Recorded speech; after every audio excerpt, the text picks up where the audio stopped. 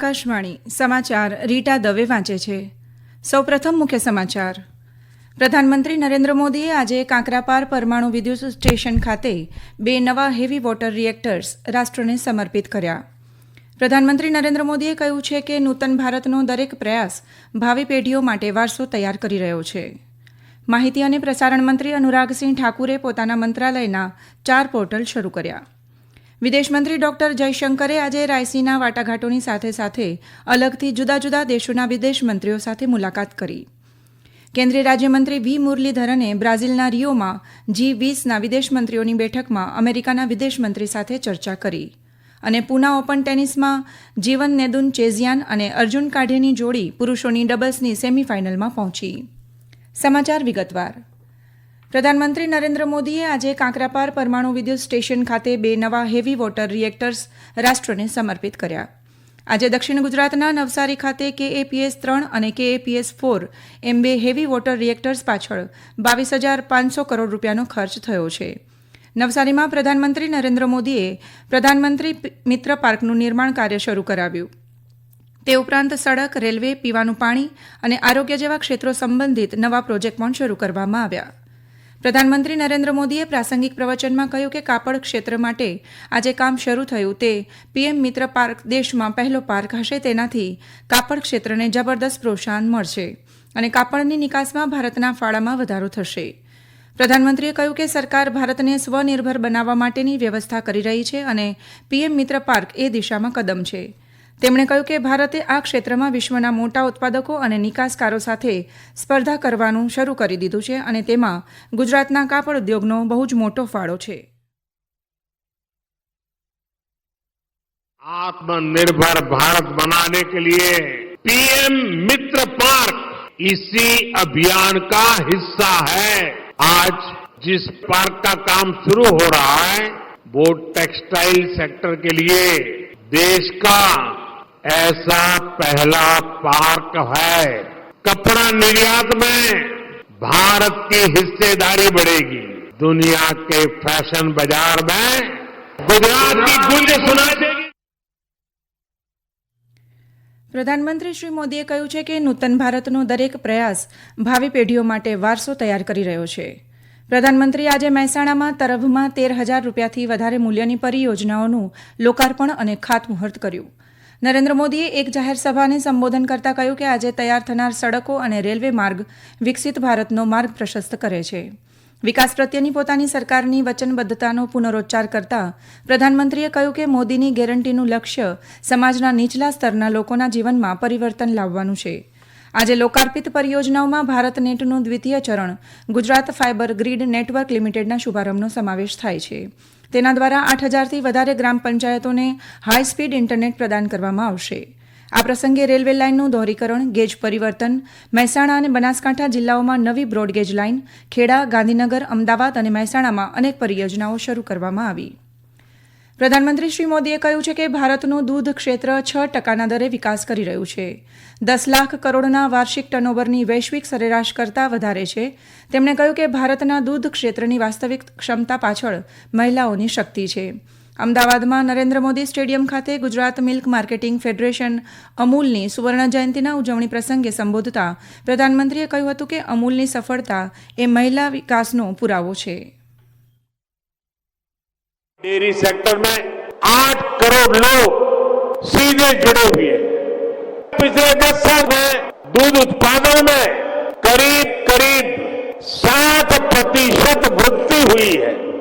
दुनिया में dairy sector सिर्फ 2% की दर से आगे बढ़ रहा है, जबकि भारत में डेयरी सेक्टर 6% की दर से आगे बढ़ रहा है. માહિતી અને પ્રસારણ મંત્રી અનુરાગસિંહ ઠાકુરે આજે મંત્રાલયના 4 પોર્ટલ શરૂ કર્યા છે. તેમાં અખબાર સેવા પોર્ટલ, કેન્દ્રીય સંચાર બ્યુરો પોર્ટલ અને વેબસાઇટ નેવિગેટ ભારત પોર્ટલ અને સ્થાનિક કેબલ ઓપરેટર રાષ્ટ્રીય રજિસ્ટર પોર્ટલનો સમાવેશ થાય છે. આ પ્રસંગે શ્રી ઠાકુરે કહ્યું કે આ પોર્ટલ શરૂ કરવાનો ઉદ્દેશ્ય પ્રણાલીમાં પારદર્શકતા અને વેપારમાં સુગમતા લાવવાનો છે. તેમણે કહ્યું કે પ્રધાનમંત્રી નરેન્દ્ર મોદીના નેતૃત્વ હેઠળ સરકારે પારદર્શકતા લાવવા અનેક પહેલો કરી છે અને એ દિશામાં જ આ પોર્ટલ એક કદમ છે. આ સમાચાર આપ આકાશવાણી પરથી સાંભળી રહ્યા છો. સરકારે આજે કહ્યું છે કે ખેડૂતોની ચિંતા દૂર કરવા માટે વાતચીત કરવા તેઓ તૈયાર છે. માહિતી અને પ્રસારણ મંત્રી અનુરાગસિંહ ઠાકુરે નવી દિલ્હીમાં કહ્યું કે ખેડૂતો સાથે કેન્દ્રીય મંત્રીઓની 4 તબક્કાની વાટાઘાટો સકારાત્મક રહી છે. તેમણે જણાવ્યું કે સરકાર શેરડીનું યોગ્ય અને લાભકારક મૂલ્ય આંક્યા બાદ 315 રૂપિયાથી વધારીને ક્વિન્ટલ દીઠ 340 રૂપિયા કર્યું છે, જે ગયા વર્ષની સરખામણીએ 8% વધારે છે. તેમણે કહ્યું કે સરકાર ખેડૂતોની આવક બમણી કરવા માટેના શક્ય તમામ પ્રયાસો કરી રહી છે. વિદેશ મંત્રી ડોક્ટર જયશંકરે આજે રાયસીના વાટાઘાટોની સાથે સાથે અલગથી જુદા જુદા દેશોના વિદેશ મંત્રીઓ સાથે મુલાકાત કરી. ડોક્ટર જયશંકરે તાન્ઝાનિયાના વિદેશ મંત્રી જેન્યુરી મકાનબા, ઘાનાના વિદેશ મંત્રી શિરલે અયોરકોર બોચવે તથા સ્લોવેકિયા પ્રજાસત્તાકના વિદેશ મંત્રી જુરાજ બ્લેનર સાથે વાતચીત કરી. અત્રે નોંધપાત્ર છે કે સ્લોવેકિયાના વિદેશ મંત્રી જુરાજ બ્લેનર સૌ પહેલીવાર ભારત આવ્યા છે. ભારત અને ફિનલેન્ડ વચ્ચેના વ્યૂહાત્મક સહકારના 75 વર્ષ પૂર્ણ થતાં ડોક્ટર જયશંકર અને ફિનલેન્ડના વિદેશ મંત્રીએ એક લોગો બહાર પાડ્યો.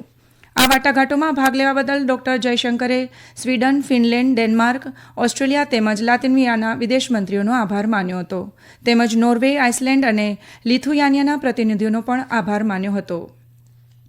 વિદેશમંત્રી ડોક્ટર એસ જયશંકર આવતા મહિનાની 5મી તારીખથી દક્ષિણ કોરિયા અને જાપાનના 4 દિવસના પ્રવાસે જશે. સોલમાં ડોક્ટર જયશંકર 10મી ભારત કોરિયા પ્રજાસત્તાક સંયુક્ત પંચની બેઠકનું તેમના સમાન પદાધિકારી સાથે સહઅધ્યક્ષપદ સંભાળશે. તેઓ કેટલાક કોરિયન મહાનુભાવો અને રાજકીય નેતાઓ તેમજ ભારતીય સમુદાયના લોકોને પણ મળશે. ડોક્ટર જયશંકર જાપાનમાં ભારત જાપાન વિદેશ મંત્રી સ્તરની 16મી વ્યૂહાત્મક વાટાઘાટોમાં ભાગ લેશે. જાપાનમાં તેઓ ત્યાંના વિદેશ મંત્રી યોકો કામિકાવા સાથે મંત્રણા કરશે. ટોક્યોમાં ડોક્ટર જયશંકર સૌપ્રથમ રાયસીના ગોળમેજી પરિષદમાં પણ ભાગ લેશે. કેન્દ્રીય રાજ્યમંત્રી વી મુરલીધરને આજે બ્રાઝિલના રિયોમાં G20ના વિદેશ મંત્રીઓની બેઠકમાં અમેરિકાના વિદેશ મંત્રી એન્ટની બ્લિંકન સાથે ચર્ચા કરી. બ્રાઝિલે ગયા વર્ષના ડિસેમ્બરમાં ભારત પાસેથી G20નું અધ્યક્ષપદ ગ્રહણ કર્યું હતું. તે પછી બ્રાઝિલના અધ્યક્ષપદે વિદેશ મંત્રીઓની પહેલી મંત્ર સ્તરની બેઠક યોજનાનું આયોજન થયું છે. ગઈકાલે કેન્દ્રીય રાજ્યમંત્રી વી મુરલીધરને G20ના વિદેશ મંત્રીઓની બેઠકમાં ભારતનું પ્રતિનિધિત્વ કર્યું અને શિખર સંમેલનમાં અધ્યક્ષપદ માટે બ્રાઝિલને સમર્થન આપવામાં આવ્યું હતું તે મુદ્દો દોહરાવ્યો.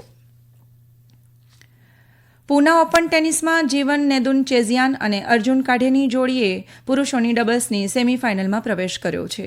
આ જોડીએ જર્મનીના જેકબ સ્નેઇટર અને માર્ક વોલનરની જોડીને 6-4, 7-6થી ક્વાર્ટર ફાઇનલમાં હરાવીને સેમીફાઇનલમાં પ્રવેશ મેળવ્યો છે. કેન્દ્રીય તપાસ એજન્સીએ આજે જમ્મુ કાશ્મીરમાં રાજ્યના ભૂતપૂર્વ લેફ્ટનન્ટ ગવર્નર સત્યપાલ મલિકના ઘર પર દરોડા પાડ્યા. 2200 કરોડ રૂપિયાનો કીરુ હાઇડ્રો ઇલેક્ટ્રિક પ્રોજેક્ટ માટે કોન્ટ્રાક્ટ આપવામાં ભ્રષ્ટાચાર સંબંધિત કથિત ભ્રષ્ટાચાર સંબંધે સીબીઆઈએ અન્ય સ્થળોએ પણ તપાસ હાથ ધરી છે. ઉલ્લેખનીય છે કે ગયા મહિને સીબીઆઈએ કથિત ભ્રષ્ટાચાર સંદર્ભે દિલ્હી અને જમ્મુમાં 8 સ્થળોએ તપાસ કાર્યવાહી હાથ ધરી હતી. પ્રધાનમંત્રી નરેન્દ્ર મોદી 26મી ફેબ્રુઆરીએ વિડીયો કોન્ફરન્સિંગ દ્વારા અમૃત ભારત સ્ટેશન યોજના હેઠળ 554થી વધારે રેલવે સ્ટેશનોના પુનઃ વિકાસ કાર્યોની શિલાન્યાસ વિધિ કરશે. આ નિમિત્તે નરેન્દ્ર મોદી 1500 રોડ, ઓવરબ્રિજ અને અંડરબ્રિજ પણ રાષ્ટ્રને સમર્પિત કરશે.